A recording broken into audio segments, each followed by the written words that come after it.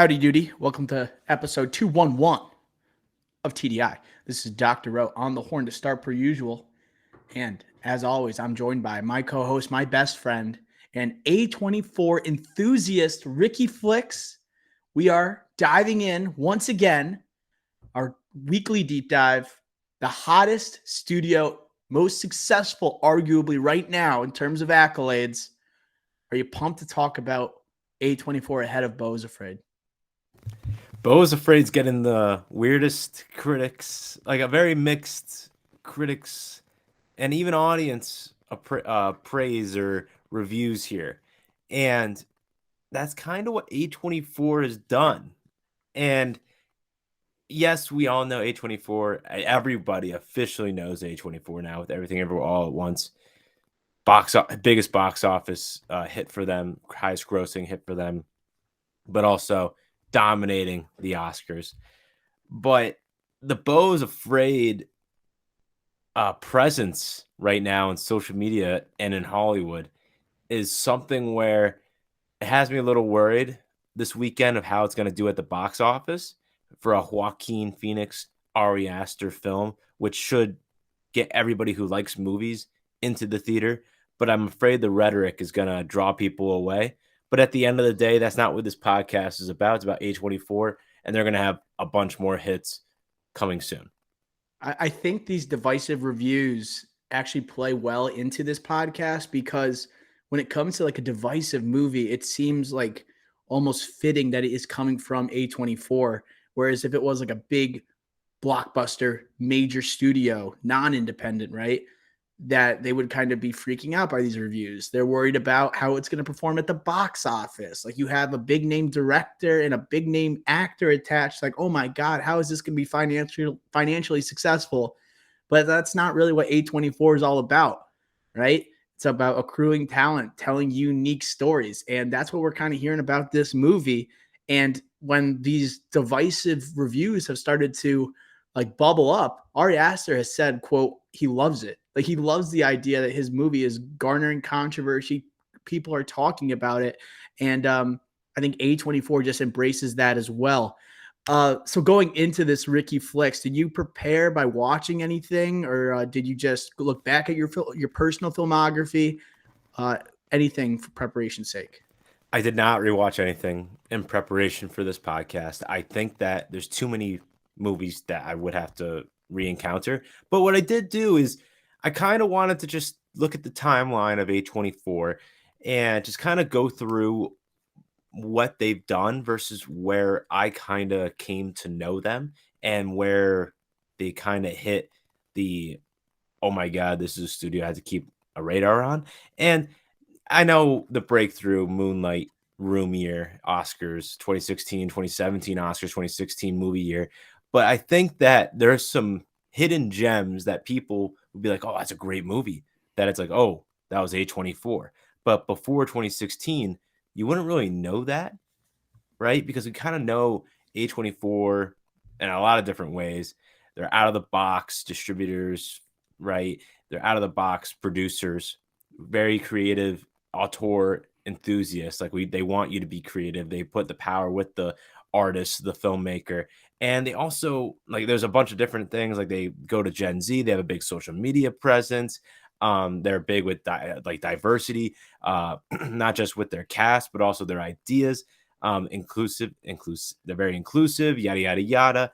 But for this preparation, more so just going through the timeline of movies and just making sure that I hit home in the past 10 years where A24 was and where they are today. Right. And they have exploded to such a capacity. They're not only involved in film, but TV as well. They make documentaries regularly. And it's hard to prepare because there's so many films that have come out in recent memory. It's Right. like in the past few years, it was kind of easy to stick with A24 because they're releasing maybe 4 or 5 movies a year, and they have the coolness factor. They're relating to the millennials and Gen Z, where they're becoming must see. And there are breakthroughs for young actors that explode into the scene later. And you want to say you were there first, right? So, what I ended up doing is I went on a flight to Las Vegas and I found it was a 5-hour flight. So I was like, this is an opportunity to like maybe brush upon my filmography, maybe look at a more recent A24 film. And I finally got the opportunity to watch After Sun with Paul Mescal.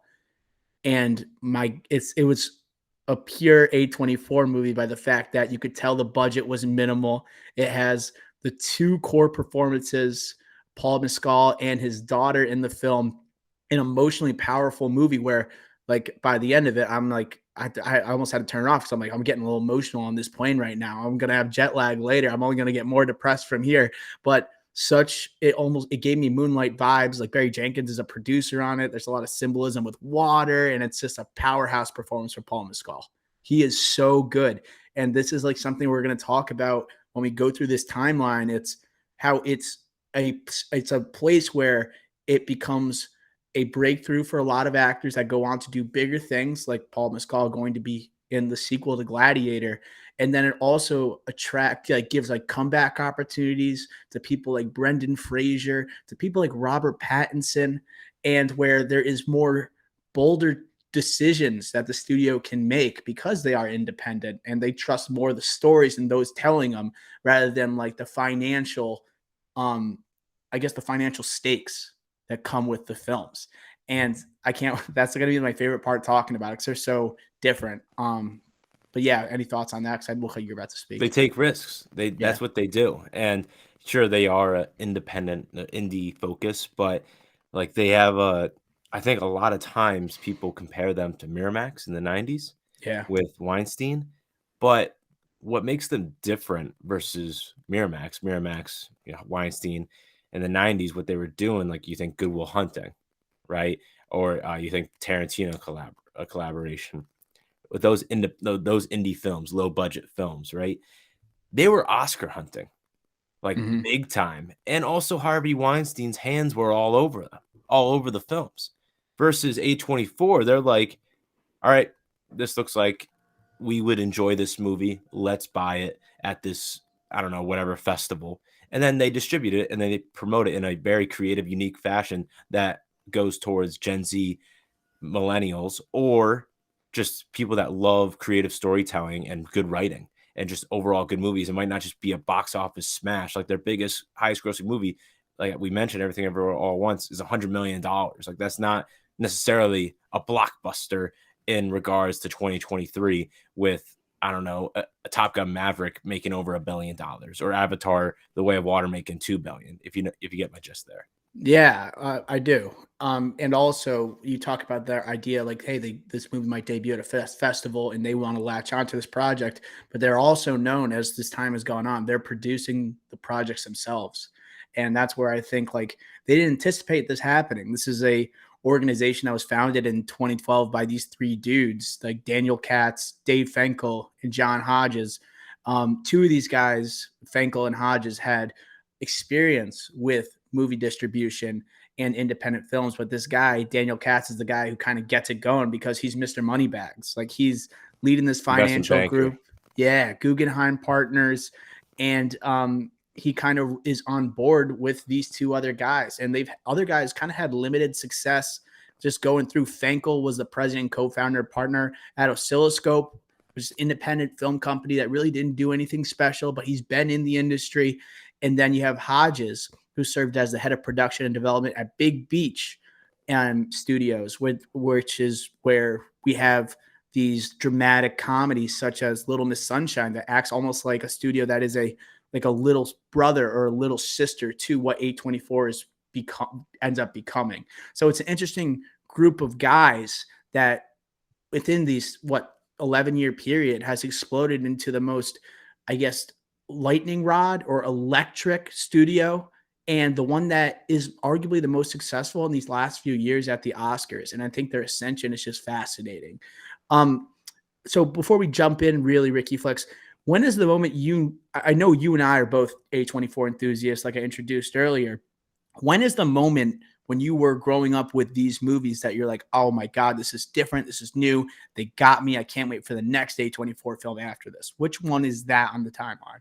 That's where, like, when like going back prepping for this pod, it's like I kind of didn't realize it was A24 when, like, some of the movies pre-Moonlight 2016, I saw like Ex Machina 2015 movie. Like I saw that relatively close to that release. I didn't see it in theaters, but like I saw it. But like it didn't like click that that was A24 to me.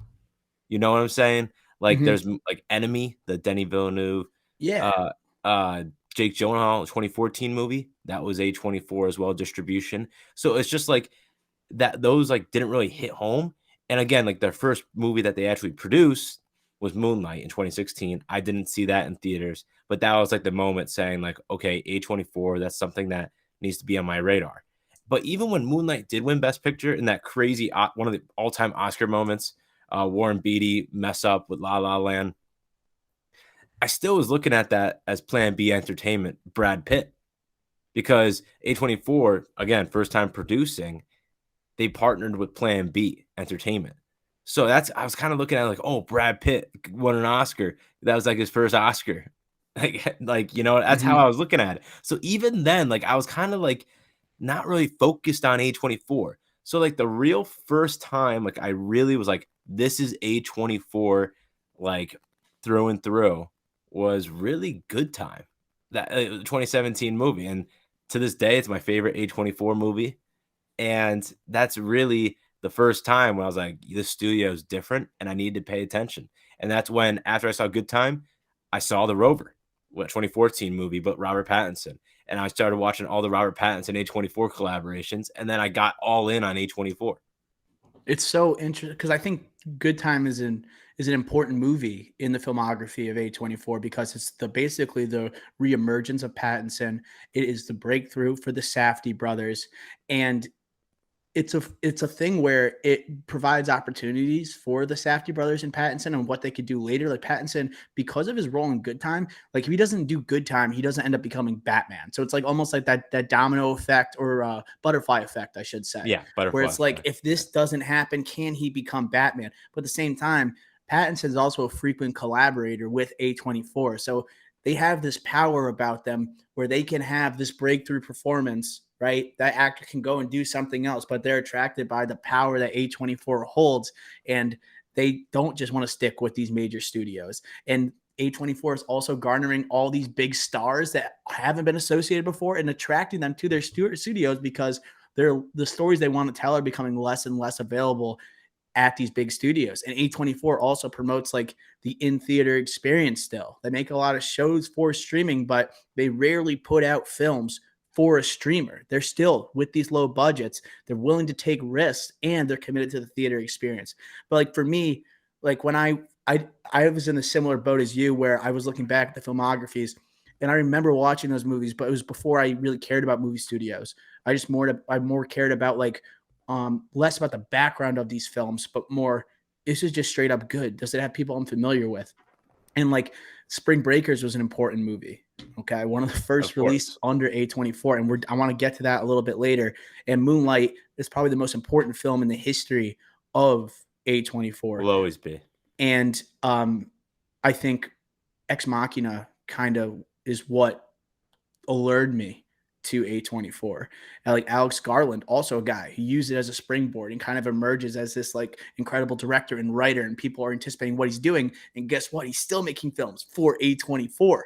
And I had that one. It's like that year you talked about, 2015. Their emergence into the Oscar hunt, leading into Moonlight the following year. I thought it was just a sci-fi thriller that we weren't too familiar with, that felt so new, but felt also like attainable and possible, but small scale at the same time. I think Ex Machina is a brilliant film. And that's the one where I was like, man, like I gotta see more because I know like Alex Garland is still working with A24. Oscar Isaac, I know this dude, I like this dude. Domhnall Gleeson, Alicia Vikander like blows up on the scene because of it. Like to me, that was one where I was locked in. And then Moonlight comes out in one of the most controversial moments in the history of the Oscars, but it creates a mainstay for A24 at these ceremonies. You know, and it looks like they're going to have a presence for a long time. And guess what? They have for the past decade. Um, and I wanted to jump in really quick and into the idea of like people questioning what is an independent film studio, because usually independent film studios aren't as big as A24. They don't have the uh, presence the large scale presence of A24. Like to you, Ricky Flex, do you still consider A24 independent compared to most other independent studios? Do you think that they are more lenient towards the big scale, large blockbuster studios now more so than independent? I still view them as independent, and it's because their whole bag, their first 4 years of their existence, they were a distribution company, and that was only 10 years ago. And then obviously we talked about Moonlight, their first production, their produced movie, and so they're relatively new to the game. And an independent movie is just like outside of a major studio, so you don't have that huge backing behind it. And A24's structure and strategy is just still an indie. You know, Mm-hmm. they do almost all their advertising on social media or through like guerrilla advertising. So like they go through their merch, or they go through, I don't know, like they start like a not controversy, but like something to talk about on social media, and then it's just people like memeing them to death like Mm-hmm. throughout, and that's just advertisement for their movie, you know. So it's just like their tactics are still indie. They're low budget still for the most part, and they're still, I think, another big thing is that I think that because they keep themselves open, because like to like all these other studios and streamers, that also helps them and gives them a lot of power. So like Beef, Netflix series, right? A24. But then they also have the Rami or Remy Hulu series, and Yep. obviously Euphoria. So that's three different streamers, three different companies right there. A Disney company with Hulu attachment, HBO, obviously Warner Bros, Discovery, and then Netflix. So they keep themselves open, and that's another indie trait. You're not linking yourself up to one major studio. And also, they signed that deal with Showtime in 2019 that I always refer to, how all the A24 movies go there. Post like besides like the Apple partnership that they have, another streamer and huge company. So they're just partnering up with all the streamers and major studios. Paramount Plus obviously connected with Showtime, and it's so smart and sleek, but it makes them independent. And Mm-hmm. and that's just like, for me at least, like looking at a business perspective, on Netflix, they're struggling so much to like produce content that's good. They need to continue partnering with these guys and paying them a boatload of licensing fees, when they should just go out and buy them. And I know Apple had talks in like 2018 to buy A24 for like $3 billion, and that didn't pan out. And they're definitely regretting not paying, trying to pay more. A24 is definitely not regretting taking that deal. But that's why like this independent studio still has that at heart. And yes, the question deservingly asked, like definitely should continue to ask it, because every day you really question yourself as in, is this really truly still an independent studio? But at the same time, it is.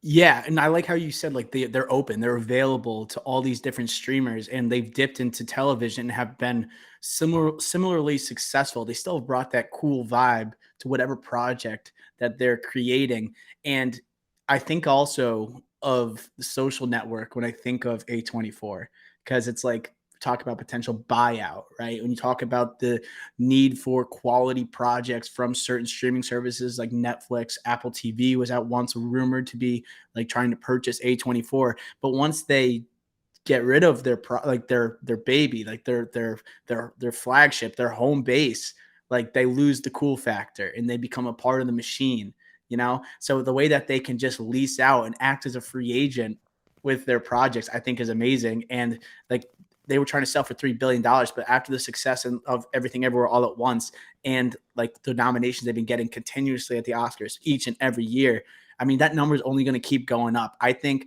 they got to pull the Sean Parker and just keep it cool, right? Don't sell out, because that's what is gives you that leverage over these streamers that people are kind of getting pissed off at right now. A24 provides something different, an independent one that is known and interacts with their audience. And like you're right, the social media presence, like every time there is a project from A24 that is, let's say, a trailer pops up, uh, there'll be an interesting caption, but you look at the replies, it's like A24 cooking something up right now, and it's the guy just like ripping a bong or something. Like, what are they smoking right now? Because their ideas are so unique, innovative, and can't be seen at a Universal, a Warner Brothers, right? So I don't know. It's just that cool factor, you know? Yeah, and they control like their image or reputation so well. And I think a part of that is that unlike a studio where if there's a successful film out of nowhere, like A Quiet Place, what do? They have a sequel and they make it a third movie, and then they have a spin-off film, and they're gonna have a television series. That's not what A24 does. Right. 24 does. They have a Hereditary, and they end it after that. They have a Midsummer, and they end it after that. You know, they push the creative boundaries to its length, right? Its heights, whatever you want to call it, in that one solo film. And then once it's done, it's like, all right, off to the next film. All right. That's what separates them as an independent company versus a major entertainment company. Yeah. And the only time they've kind of like branched out and is something with upcoming films and things that we saw in 2022 with X, Pearl, Maxine, like these three movies that tie Oh, close together. yeah, But true. this is the only time that we've They're seen a them. little different though. They're each different. Right. Like that's where it's like, okay, we are making a sequel we're doing a movie, we're doing a prequel, and then we're doing a sequel. Like it's like out of order. It's still different from That kind of hurts my argument. but it's still like it's prototypically different. Like they're still making a trilogy, but it's not in the way you expect. And the excitement grows with each movie that is made. And you have young, exciting director Ty West. You got young, exciting star Mia Goth, who is the prototypical example of, hey, you have your breakout moment with A24. You can divert and go somewhere else. She's going to be working with Guillermo del Toro for Frankenstein. It's only a matter of time before she joins a superhero project if she really desires. But at the same time, I don't doubt that she's going to end her relationship with A24 because she wants to keep like that intriguing like choices that she makes with her films, especially at this young age. It's like what's almost appealing to her. So that's the thing about A24. People can leave, but they come back and they keep gathering all these different big names that want to be a part of this. I want to talk a little bit about that social media presence and also like the marketing that they do because it's so different and interesting. Like if we want to look at their merchandise, have you taken a glimpse at their website, Ricky Flex, what they sell? Many times. So A24 also has like just apparel that is cool now. They have a sweet logo. It looks amazing on the screen when it flashes the A24 letters. It could be white. It could be a rainbow. It could be all black. And it looks great on apparel. It has the coolness factor. I bought a shirt from A24 and I had to get it before it sold out because every time I check A24's website, it says not available, not available. It feels exclusive to have these type of materials from these websites. And not only are they selling just apparel you could see from any major studio trying to sell something, like I'm not buying a Warner Brothers hat. I'm not buying a Universal Globe, you know? I do love Warner Brothers. I know you do too, especially when they're cooking and they're doing well. But like, there's something about having A24 stuff that's like, it's swaggy. And they also have items that are related to their films that you won't see on a real commercial website. Like Everything Everywhere All at Once, they sell the hot dog fingers. $36, Ricky Flex. You buying a hot dog finger for $36? No. And the dude from the Talking Heads at the Oscars was performing. He was wearing the hot dog fingers. Yeah. That was like the marketing that's in the Oscars for their website to sell these hot dog fingers. And the thing, and along with Everything Everywhere All at Once with the hot dog fingers, they sell a pet rock. Guess how much the pet rock is selling for? I see it on the thing. Oh, you're looking at the document. I was hoping. Well, I've looked at it. Okay. Well, the pet rock, which is like Man of almost integrity. pet rock. Thank you. I appreciate that. Is selling for $35. But the thing is, people are buying it probably. People have an affinity for Everything Everywhere All at Once. It was their most financially successful film, not just like their most successful like in terms of accolades and at the Oscars. I told you I had a pet rock before. Did you? Can you elaborate? How much did it cost? I took this class in college, and it was an environmental sustainability class, or just an environmental eco-friendly type class. And I had to do a semester-long project where I had to pick a rock, and it had to be my pet rock. And I had to like do a diary about my pet rock for a whole semester. So like Can you give it? So it's where did it stay? Was it residing in your pocket? Is it in your backpack? Right, Like, right. So I had to like give a whole story, and like what I would do is like I would have to give do a daily diary about my like what I did with my pet rock for the day, and like if I did anything. So like sometimes like instead of just having it just on my desk for I don't know like how long's a semester, like 90 days straight, I would like just bring it out to the common room and just throw it around with my like roommates and like just do something with the pet rocks. I had something to write down in did my diary. so you didn't glue any googly eyes on it that what swayed side to side? No, but someone like multiple people did. Decorate it, right? Yeah, a lot of people did decorate their rock. I kept mine natural. I named it Zlatan Ibrahimovic. Thank you, shout out. But yeah, that pet rock near dear to my heart. That was huge in what, the 80s, pet rocks? Uh, It was used it to be a ever big? thing. Yeah, yeah. People used to have pet rocks. I believe it was the 80s, and it shows like imagine like you can't do that now. Like for kids, it's so everything's so technology based. Like you can never have that. But like these collectibles that A24 has, you can buy like the Hereditary gingerbread treehouse kit for like $60. You It's can crazy. buy a lighthouse grooming set for $42.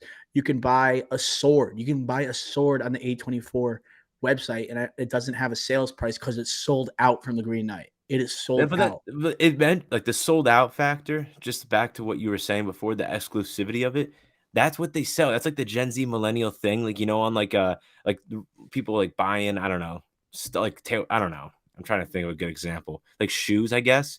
Like the rareness of it, or just the allure of like, oh, this is always sold out. But then when it is available, you gotta buy it and the prices drive up. That's like what kind of what A24 does. And that just is their appeal to like Gen Z and millennials, that trend. That resale market trend online is like kind of what A24 does by keeping their inventory so low and just saying there's so much demand for it, which I bet there is, but there's no way there's that much demand for all these products here. And again, it goes to that exclusivity, even though their whole like culture of their films is inclusivity. Yeah, that they ironic still are a little commercial. They still are, for but sure, but but they it's also still their they yeah. advertising. It's all about the advertising and the uniqueness of it, and it's low budget. It's like we do the advertising for them.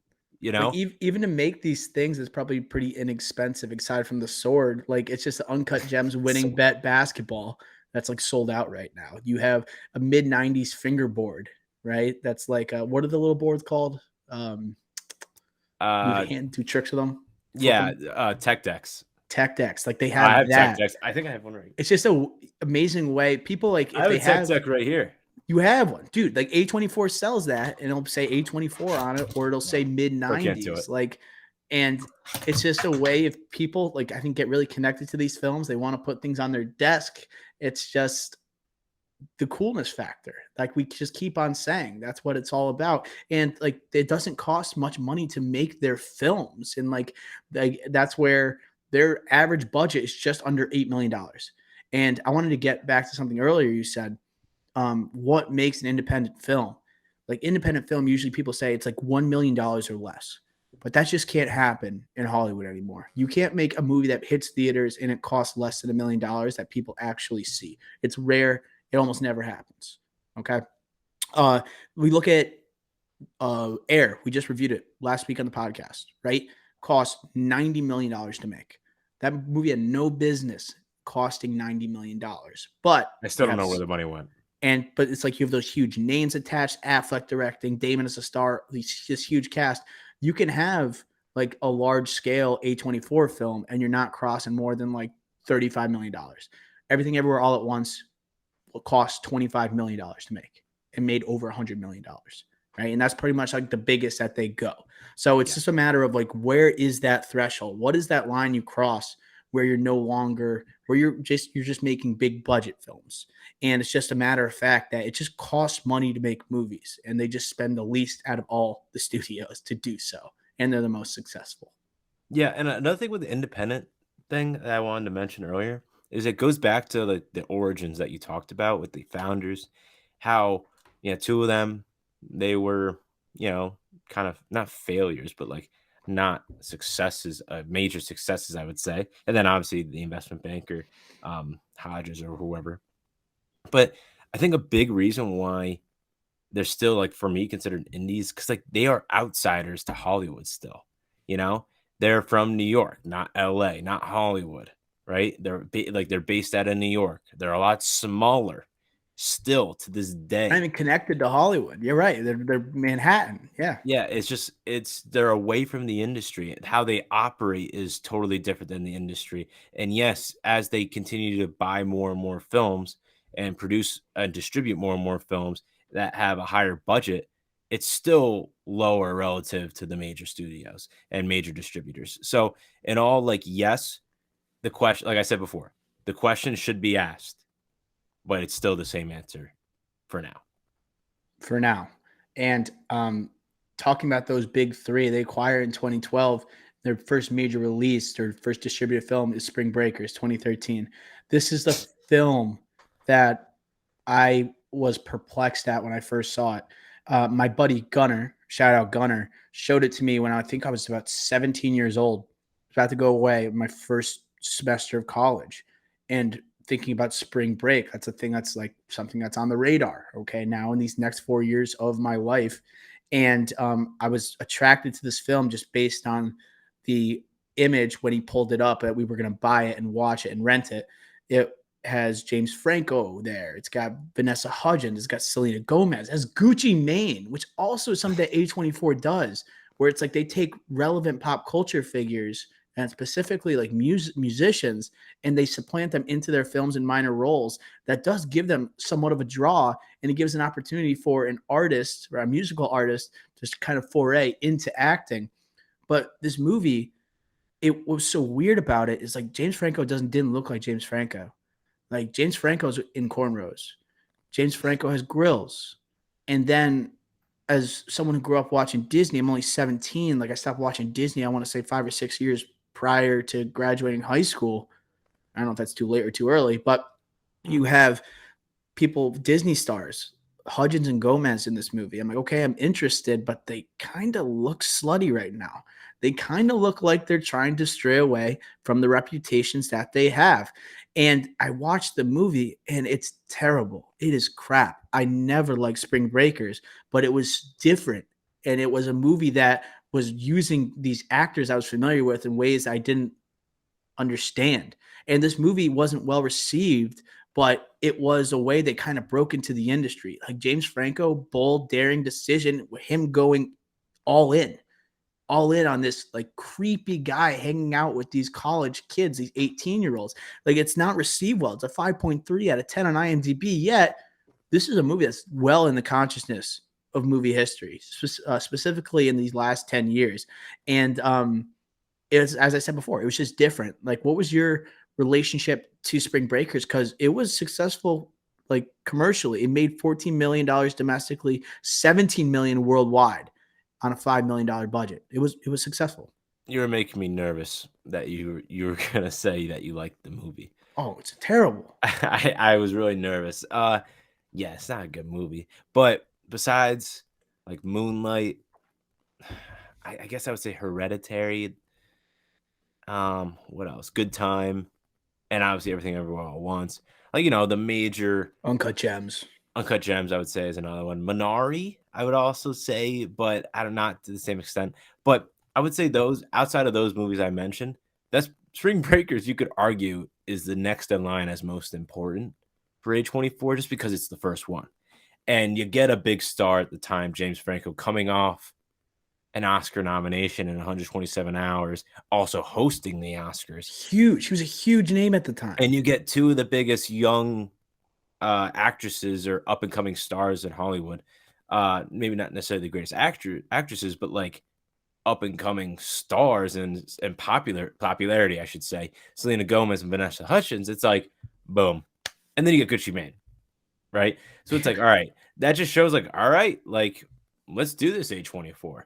And yeah, like they had a couple little things, but this is like their first like full feature, full blown, like they are the guys here distributing this movie. So that's why like you would say it's crazy, but top 10 most important A24 movie for sure.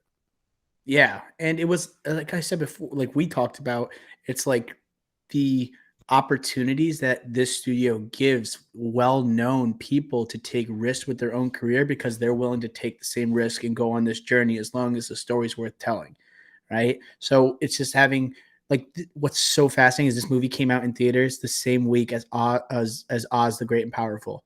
Who else stars in that movie? James Franco. James Franco played It's a Oz in the disaster. same weekend, opened the same weekend where he plays right this drug dealer in Spring Breakers that has cornrows and grills. And that is that is the difference between these major blockbusters. It's like the perfect example. They're trying to capitalize on like a spin-off or a prequel of this big budget studio, and then A24 with this very modern, new, fresh story with the same actor. And it provides that creative freedom. And same with Hudgens and Selena Gomez.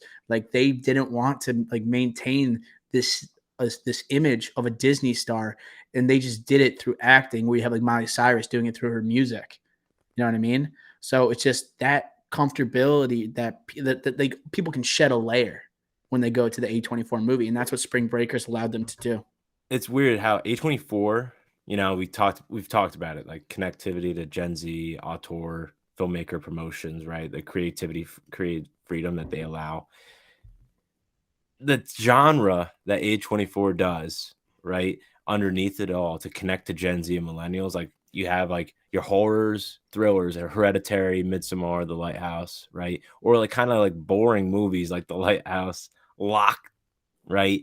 Like you have kind of those, or your mind twisting ones like Enemy, Ex Machina that are also thrillers. But then you also have like your Spring Breakers, your Ladybirds, Hot Summer Nights, Timothy Chalamet, where you just have a popular Gen Z star or millennial at the helm around, or Zola, or a topic around it that's just really like direct correlation 1-to-1 with the young audience. And that's what A24 does so well. And I would say that connectivity to Gen Z and millennials is what no other studio has done successfully yet.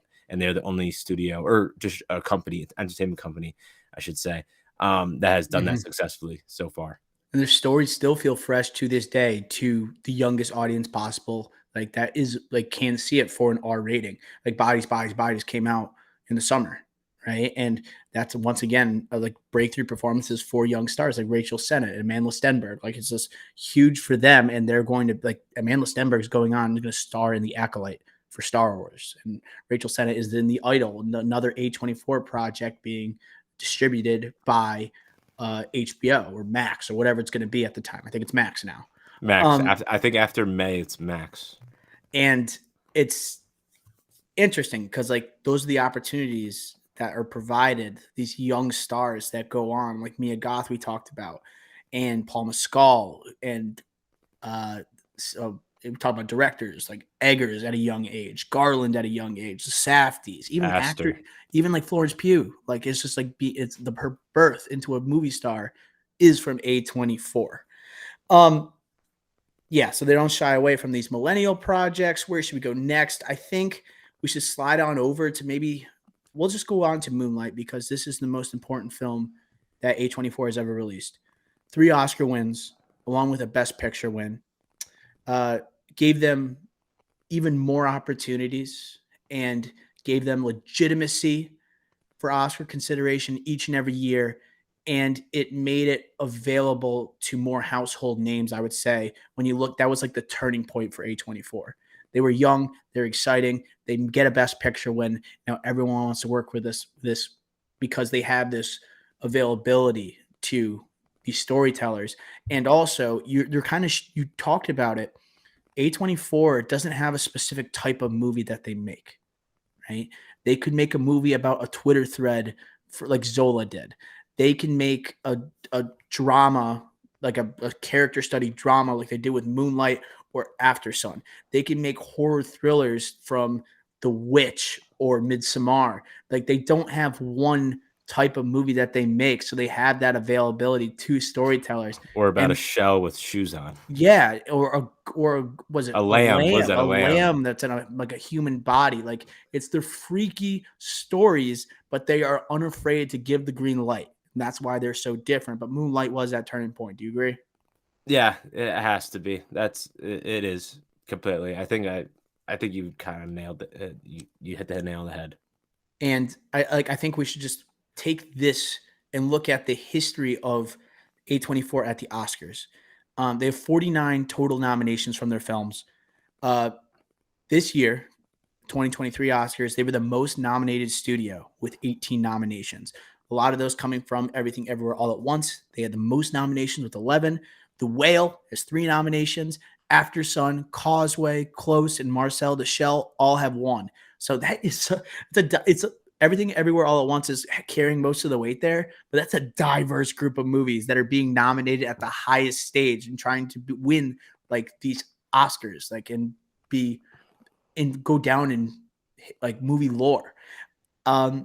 And like Everything Everywhere All at Once, it's not like they're just being nominated. They are winning in the largest of categories. They're winning in Best Picture, Best Actress, Best Director, Best Original Screenplay, Best Supporting Actor, Supporting Actress. Best Editing is kind of on the side, but they are dominating in the most premier categories. And The Whale, also Best Actor, solidified for Brendan Fraser, another major one. And 2015, when you think about when they first hit the stage, like obviously you have Room, Brie Larson wins best actress. You get Ex Machina nominated for visual effects and screenplay, and then Amy Winehouse documentary wins for best documentary feature. That was But big. this felt like the culmination of the 10 years at the Oscars for A24, and they are the kings of the town right now, and they're not even based in Los Angeles. It's nuts. Yeah, which it's just so weird. And it's just weird because like again, like I talk about this a lot on the checkup where we have trailers come out of these big blockbusters and they look terrible, some of them. I won't name any names, but movie studios like rely on those big blockbusters in order to do their quote unquote indies, like their smaller movies, right? Because if they don't have the blockbusters, then they can't do the smaller budget movies because they don't get the revenue, they don't get the money to do those smaller movies, right? So they need the blockbusters to hit, and that's why they spend so much money on them, and they make them bigger every time, right? Not necessarily bigger and better, but bigger, I will say. But that's the difference there with A24, where they don't need a blockbuster. And that's what goes back to what I was saying before with comparing Everything Everywhere, $100 million, to Avatar The Way of Water, $2 billion, because Avatar The Way of Water needed $2 billion to break even. Right. You're right. They don't care. And it's interesting because with us having a movie podcast, we hear about a lot of movies that other people don't hear about. And it's movies like After Yang. You know how much that grossed worldwide, Ricky Flex? Looking at some numbers here. Less than 5 million, I would guess. $500,000. Yeah. $500,000. Decent movie. But that is starring Colin Farrell, right? Who was one of the most sought after actors in Hollywood the past year, nominated for Best Actor and loses to A24 film, right? The Whale with Brendan Fraser. It's just like it allows people to kind of just do what they want. Some of these actors aren't in it for the money. They're not in it for awards. They just love acting and they want to tell a great story. And so they kind of, A24 can set it aside where if they can sense that Everything Everywhere All at Once could be a big movie, let's grant it a $25 million budget. Okay. And then guess what? They gamble, and the movie ends up grossing $107 million. After Yang, that movie costs like $40,000 to make. Yeah, so I it's don't, like, which is also kind of odd because there, I don't know, people, not obviously not a lot of people have seen it, but there are like they say that only cost 40,000 is shocking to me based on some of the I don't know. visual Actually, elements I of it. don't have the full budget here. It's Okay, not that would listed be a here. little shocking to But me. that movie must have lost money because, like, that is true. Because, like, it's almost Ex Machina vibes. It's in that category for A24 modern sci-fi, like thriller exactly. type of feel to it. I'm looking at my numbers here saying $500,000 that the worldwide But that box makes office sense though, took. because again, like I think that's one of those movies where it doesn't have a nationwide or worldwide release. Right. And so they don't do that all the time. Like Uncut Gems didn't have a worldwide release. That was just a domestic release. And so I found that weird because you have someone that is so popular around the world that is Adam Sandler.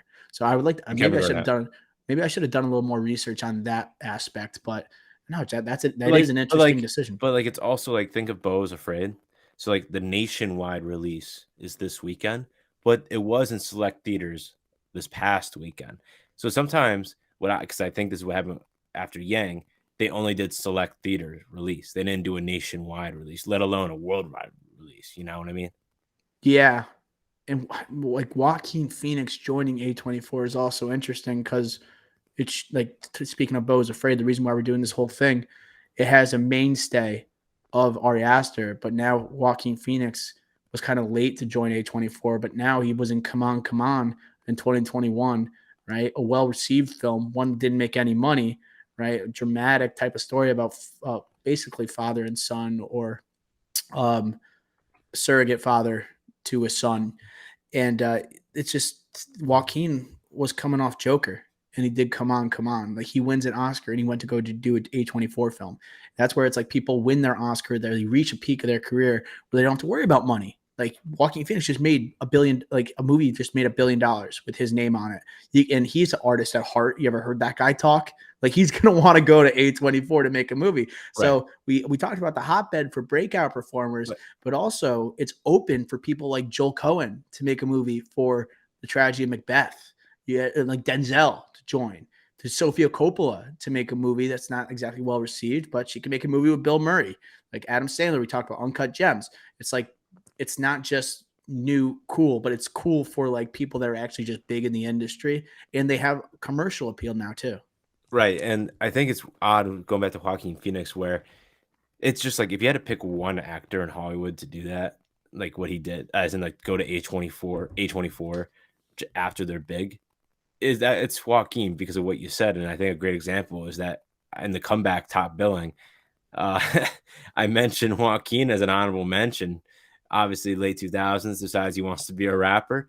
What movie? Retires. But what movie does he come back with? A movie that probably could have been like it looks like an A24 movie, and that's Her, Spike Jonze movie, Her, and like It feels that's like it. That feels yeah, so it's not A24. A24, but it is, and that was his comeback. Like, I'm here, and if that wasn't a comeback, that was like him today coming out with Her. That's an Oscar win automatically. But because it's his comeback, it's like, no, you won't get nominated, but we recognize your comeback into Hollywood. We welcome you back with wide open arms. And it's just interesting now that we have Arnowski, right? He comes into A24.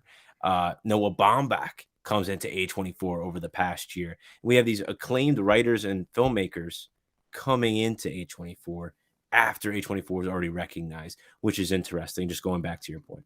And that says a lot about A24, but also tells us about the movie climate right now, right? On what people, if they are still committed to theatrical releases, like these directors, they know they can go to A24.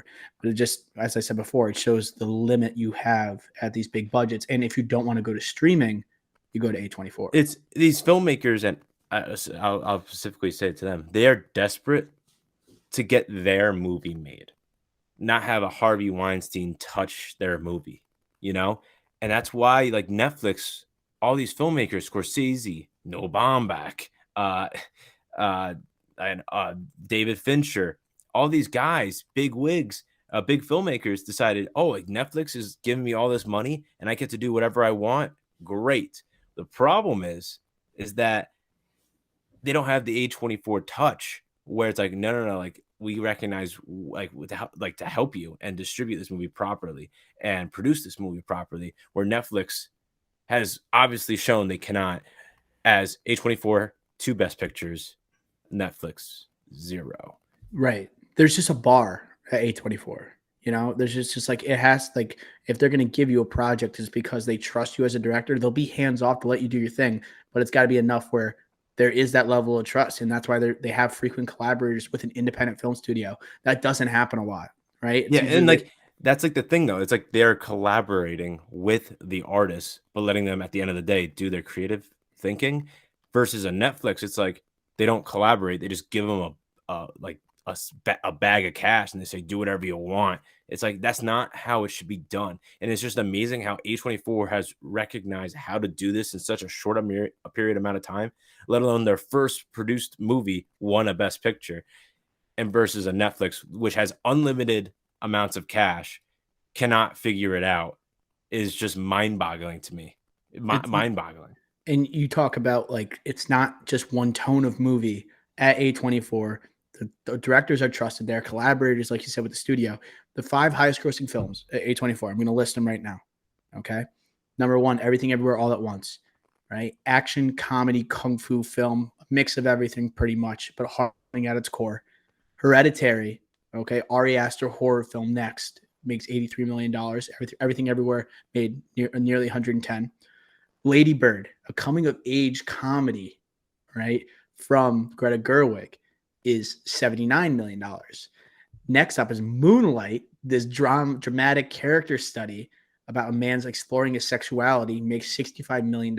And then Uncut Gems, this like sweated out, painstaking film in the gambling industry, makes 50 million. That's their 5 highest grossing films, and there's not much connectivity between any of those in terms of themes or tone, like at all. That is nuts, right? Like when I grew up thinking about A24 films, I think of Ari Aster, right? I think of like horror or thrilling type of movies, but they are all over the map, right? And the availability they have is insane. I want to jump over to television for a little bit, because television, they don't miss much when it comes to television either. Like you talked about Rami, it's distributed by Hulu. They have their hands dipped in so many different streaming services. Rami it's kind of lost a little bit of steam, jumped on with a lot of energy, but like Rami Youssef won a Golden Globe Award for Best Actor, right? For Rami. He was nominated for 2 Primetime Emmys for Outstanding Director for a Comedy Series and Outstanding Lead Director. He is someone who was able to tell his own story from A24, like collaborating alongside him, and then was able to have it reach a mainstream. And then when you talk about like mainstream success, you think of A24, HBO, you think of Euphoria. Like that is the biggest, you could argue it's the biggest show on TV. You could a lot of times support it with the stats. Like more people watched, I think, the finale for Euphoria than any other show in maybe, I think, history. It was up there with the same numbers like who watched the Super Bowl. And it goes with like the star power of Zendaya, but also the storytelling of Sam Levinson. And guess what Sam Levinson's about to do? He is the showrunner for The Idol, which is coming out, distributed by Max from A24. So Euphoria has been, I think, their if you look at a TV sphere, it's their turning point. It's their Moonlight, you know. But this is where people think of A24. It fits that mold when people think Gen Z, millennial, appealing to younger audiences. That's what Euphoria is, and I think it can't be understated. And I think a lot of the credit, because like they didn't start off in TV. They started off May 2015. They announced they were going to start a television division. And without Euphoria, like maybe they don't get to go on and keep making these other projects. Like Beef has been a smash critical hit so far. And they got Steven Yeun to do a TV series. He got nominated, and once again, a collaborator with A24. He was in Minari and nominated for Best Actor. Like these guys don't miss, whether it's TV or movies, you know, and they still keep that same cool factor. Yeah, and it goes back to what I was saying before. It's all different studios or streamers, and I think that's what I think these streamers, they're hung up by themselves a little bit versus like the freedom that A24 has, and they can get the most money out of it. They have the creative freedom out of it, and then it's like, all right, who's gonna actually put out our product properly? Beef, Netflix, more tuned to a Netflix show versus Binge Euphoria, watch. right? Versus a Euphoria where it's like that's a Sunday night premiere. That's appointment. Yeah. So I think they just they're so clever in how they decide, how they pick their projects, how they move forward with their projects, and then eventually who ends up getting the television products. And I think I think you're right with Euphoria being like the Moonlight. I think The Idol looks like it's going to be another HBO very, very well run show. But I think Beef was like the staple saying, yeah, we're here in television too. And they're not necessarily not close to what they are in the movie realm yet. I'll say yet. But that confirmed to me that yeah, they're here for the long haul on television too. Did you watch Beef? No, I did not. But you could just tell by everything around it and just the praise around it, Steven Yeun's performance, what I've heard, it's just all the inklings are telling me, yeah, this is going to be that. I absolutely loved it. Like I think it's spectacular. Alongside Succession, my favorite two shows of the year so far. And once you watch it, you're going to see the finale is super bold. What they decide to do, it feels different. It's unique compared to like the shows that we see even on HBO nowadays. When we look for that appointment television, those like banging finales, right? It feels very much different and it feels modern and it feels like it's for a young audience. And like not only Stephen Yoon is popular with the younger audience, but Ali Wong, and they are insanely talented. Like there are moments I was watching Beef, I rewound certain scenes. There's a scene where Stephen Yoon is at church. It doesn't say a single word, but it's like maybe the best acting I've seen movies or TV show all year. It is.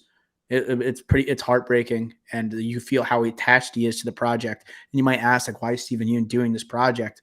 It seems like it really had personal stakes with him. And once again, it's like people attracted to stories that they want to tell, and they find emotionally resonant, and they can bring out the best performance within them. And I feel like that was what it did. The inclusivity factor, like it goes into right. It's on like that idea of capitalism. It goes into like the poor versus the rich. It goes into the life of an Asian American, a Korean American, couple Korean Americans, and talk about people from other Asian backgrounds. It feels like a 2023 project, but it doesn't feel like something that we are rolling our eyes at or something where it's too obvious. It's built into a story. Beef is incredible. You have to watch it, Ricky Flex. Yes, I'm all over it. I'm all over it. I got Ted Lasso, which is kind of disappointing, but still solid. Mandalorian season finale coming. Barry just started up again, so I got to keep going with that. And you got Succession. So I got like 4 shows in the bank right now. Once I finish Mandalorian, Mhm. I'll squeeze it in. Mandalorian's lost steam for me. It's the season finale this week. I You're know, gonna. but it's like I sort of had energy for the last one. I thought there was a lot of gun shooting. I didn't think the action sequences were as great as everyone was saying, and I think like I agree. that Lizzo episode really got to me a little bit, and I hated the way that episode ended. But I will leave that for another day. I think Succession's been on fire. It's like it's hard to follow up the episode that they just had, but episode 4 is pretty good. And like Jeremy Strong was just like all the performances in that episode of the latest Succession were on point, especially my guy Carl. Carl was amazing in that Carl. episode with the one-liners. And but I think Jeremy Strong is just on another level, and we're starting to see like the character that we wanted him to be in season 3 emerge Makes me now. nervous though. Yeah, It's too yeah. early. He's peaking too early. He's Too peaking too early. early, right? He's peaking at the All-Star break. I want to go to one upcoming TV project because we talk about big names wanting to be associated and like with A24. Robert Downey Jr. He's doing the Sympathizer, right? And that is under like a bunch of these huge announcements from Max. Release date's unknown, I think, but it's coming 2023. And when you got Robert Downey Jr., he's the biggest name that we have, right? Like in blockbusters, and he wants to do something different, want to diverge, want to reinvent himself. What do? Let's do a TV show under A24. Boom, Playing get 3 views. different characters. Yeah, openness, availability. And then I just want to talk about really quick future films. I just want to talk about one that's coming this year that I cannot wait for. It's the Iron Claw, uh, the Von Erich brothers wrestling movie. We haven't seen A24 really dive into sports films too much. We had Uncut Gems, but that's the closest we've really gotten. But like Zac Efron, Jeremy Allen White, Harry Dickinson, Holt McCallany, Lily James, Sean Directing. That's talent upon talent. And once again, people trying to reinvent themselves or also put themselves on a platform like a Jeremy Allen White, who's trying to get into more films, see the success he had with The Bear. This is the type of opportunity he's being provided. And Harry Dickinson, you think of what's the boat Triangle of movie? Sadness. Triangle of Sadness. So I just want to put that out there too. And he's Anything also else? in what was that movie? See How They Run, which kind of Oh, I didn't see that one. yeah, it was disappointing a little bit. But no, I think end of the day, yes, A24, they're always gonna be there. I think now they're gonna have like at least 8 to 10 movies a year. So now it's not gonna be like confirmed most of these are gonna be absolute hits because they do have their misses, right? We talked Oh about yeah. Spring, and like Spring Breakers was a success commercially, for the budget it was, and the stars and notoriety it got. But like, it wasn't a good movie. Like, I'm also thinking of Tusk. I'm thinking of a bunch of other A24 movies, and they're Tusk is gonna, A24. I didn't know yeah. that. So like, they're gonna have their misses, but like, they're still gonna have every year. They're okay. Circle it, and I'm gonna see that, and that's Beau's Afraid this year. That's The Iron Claw, and for television shows, that's Beef. That's The Sympathizer. That's The Idol, and that's just 5 projects right there. That's more than most studios could acclaim for to say, yeah, we have 5 basically. I won't say guaranteed, but 5 successes most likely. Yeah, like I don't circle that for like 5 for Universal films, but I'm doing it for A24. That's weird. It's like they're releasing at such a high volume now. Any other final thoughts on the A24 deep dive before we wrap this up and almost head to see Beau's Afraid? I'm nervous for Beau's Afraid, if I'm just gonna be honest, but my guy Joaquin, the best consistent working actor in Hollywood today, I don't think he'll let me down. I don't think Ari Aster will let me down. I think I'm gonna like it, but to say I'm not nervous would be lying. Okay, I'm going in with an open mind, as you should with all A24 films. And that's going to do it for the deep dive this week. Make sure, wherever you're listening, make sure you're following. Make sure you rate us 5 stars. Leave a review if you'd like. If you leave a review, we'll share it out in the podcast. And if you're watching on YouTube, make sure you like, comment, and subscribe, and check out our latest reviews. We have Super Mario Brothers on there. We have Air on there, and we have a little bit of a breakdown of recent announcements from Star Wars Celebration. Make sure you stay tuned to the pod. This Friday, we got the checkup coming up. We'll probably go over a lot of those Max announcements. You have the reboot of HBO Max, and we'll probably talk about the Penguin trailer a little bit, and we'll talk about the Sympathizer. And Ricky Flex, what do you want to add other than, well, I was going to say Beau's Afraid next Monday, right? Mandalorian season finale. Probably we'll talk about it Friday. We'll talk. We have to, yes, we will. Ricky, I'm going to rewatch the latest episode, and then we'll go into the finale Friday, and we will talk about it. Moff Gideon, the kid's back. All right. Make sure you are following us on our social platforms, Twitter and Instagram at The Drive-In Pod, for all the latest movie news and from some clips and graphics from Ricky Flex. That's going to do it for episode 211 of The Drive-In Podcast. Until next time, we will smell ya.